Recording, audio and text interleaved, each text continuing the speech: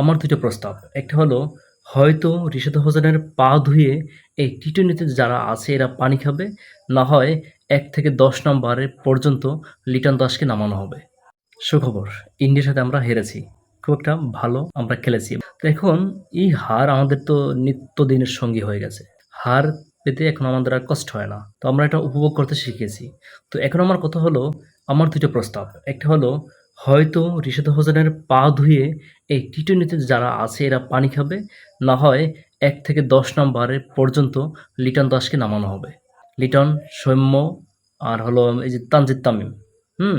তানজিদ তামিমকে আপনি কিন্তু নতুন বললে কিন্তু চলবে না। সে কিন্তু অনেক বছর ধরে খেলতেছে। ২-৩ বছর হয়ে গেছে। আর আমাদের দেশে তো ১০ বছর খেললেও তারা উদীয়মান তারকা হয়। হ্যাঁ? এই যে লিটন, সৌম্য, শান্ত এরা উদীয়মান তারকা। ১০ বছর হয়ে গেছে, একেকটা বুইড়া বাম হয়ে গেছে। চুল-বাল সব পাইকে যাইতেছে। তো এখনো তারা নতুন। তো সেক্ষেত্রে তানজিদ তামিম কিছুই না। তার এখনো অফুরন্ত সুযোগ আছে ১০ বছর পর্যন্ত। তো তানজিদ তামিম তুমি নিশ্চিন্তে খেলে যাও। তোমার কোনো প্যারা নিতে হবে না। যেখানে ২০০ রান সেখানে আমরা ওপেনিংয়ে নেমে আমাদের লিটন দাস ১০ বলে ১৩ রান করে ১০০-১০৪ মেরে সে গন। বিগত দিনের তার পারফরম্যান্স সে অব্যাহত রেখেছে। ১৩০ তার স্ট্রাইক রেট। তাকে কিভাবে দলে নেয়? আর কি আমাদের প্লেয়ার ছিল না? বিজয়, ইমরুল কায়েস, তারপরে পারভেজ হাসান ইমন, এরকম অসংখ্য প্লেয়ার আমরা বিসিবি নিজের হাতে নষ্ট করে ফেলেছে। আর এই অথর্ব গুলনকে ১০ বছর, বছরের পর বছর সুযোগ দিয়ে এই শেষ পরিণতি আমাদের এটা বরণ করে নিতে হচ্ছে। তারপরে তৌহিদ হৃদয়, সে কন্টিনিউ ভালো খেলে, আজকে খারাপ খেলেছে সমস্যা নাই। কিন্তু শান্ত, সে ক্যাপ্টেন। আজকে ৩২ বলে ৪০ রান করেছে। গেছে কালকের মতো। তার ৩-৬, ১-৪, ১২৫ তার স্ট্রাইক রেট। ভাই, আপনি রান করেন ঠিক আছে, রানে ফিরছেন। এজন্য ধন্যবাদ। পাপনকেও ধন্যবাদ, কারণ পাপন অনেক দোয়া করেছে। কিন্তু এখন কথা হলো ভাই, এই যে তোমার ৩২ বলে ৪০ রান, ১২৫ স্ট্রাইক রেট, ভাই এই স্ট্রাইক রেট দিয়ে আমাদের কি হবে? যেখানে ইন্ডিয়া ১৫০, ১৭০, ১৮০ স্ট্রাইক রেটে ব্যাট করেছে। যেটা আমাদের রিশাদ লাস্টে এসে কিছুটা রান করেছে। তা নাহলে তো ভাই আমরা একদম আমাদের সম্মানজনক হারটাও হতো না।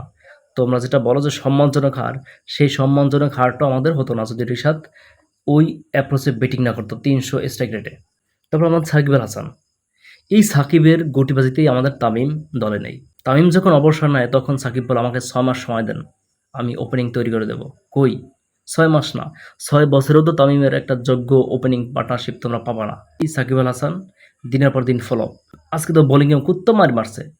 কুত্তাকে যেরকম মারে সেরকম পিটাইছে। আর ব্যাটিংয়ে একদম ৭ বলে ১১ রান, ১০০-১-৪।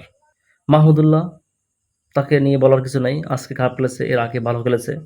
তারপর জাকের আলী, একে নিয়ে কিছু বলার আছে। এই যে জাকের আলী, হুম? তাকে আমরা হঠাৎ দলে নিয়ে আসছি। এখানে আমাদেরও দোষ আছে। আমরা অনেকবার বলেছি যে জাকেরকে দলে নাও, দলে নাও। সে ২ একটা ম্যাচ ভালো খেলেছে, কিন্তু পর্যাপ্ত পরিমাণে সেও সুযোগ পাচ্ছে। আমি আশা করি জাকের আলী একটা ভালো ব্যাটার।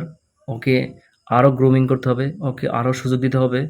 তবে সেটা ন্যাশনাল টিমে না, এই বিশ্বকাপের মঞ্চে না। বিভিন্ন লিগে এবং অন্যান্য দলের সাথে এটা ওকে তৈরি করতে হবে। ওর হাতে মার আছে, স্ট্রোক আছে। হলো রিশাদ হোসেন, অনবদ্য এক ইনিংস। ১০ বলে ২৪ রান, ২৪০ স্ট্রাইক রেট, ৩-৬-১-৪। সে যখন এটা মেরেছে তখন তার স্ট্রাইক রেট ছিল ৩০০। তো চিন্তা করেন, এই একটা প্লেয়ার, সে খেলছে টি-টোয়েন্টি। আর সব ঘোড়ার ঘাস কাটছে। সব কটা গাধা। এরা একেকজনে বল খেয়ে, খেয়ে আউট হয়ে গেছে। এটা যে টি-টোয়েন্টি খেলতে আসে এটাই তো এদের বডি ল্যাঙ্গুয়েজে বোঝা যাচ্ছে না। আপনাকে এরকম ফ্লপ হতে একদিন আপনার এই ৯০০ কোটি টাকা আপনার বস্তায় ভরে বাড়ি নিতে হবে। তখন আর আপনি খেলোয়াড় পাবেন না। আপনার প্লেয়ার পাবেন না। এদেরকে আপনি যত বছর ধরে সুযোগ দিয়ে যাচ্ছেন দিনের পর দিন। আসলে বিষয়টা এমন হয়েছে, কেউ যদি প্রশ্ন করে, "ভাই আমি ওপেনিংয়ে কাকে নেব?" লিটনকে। লিটন যদি খারাপ খেলে, সৌম্যকে।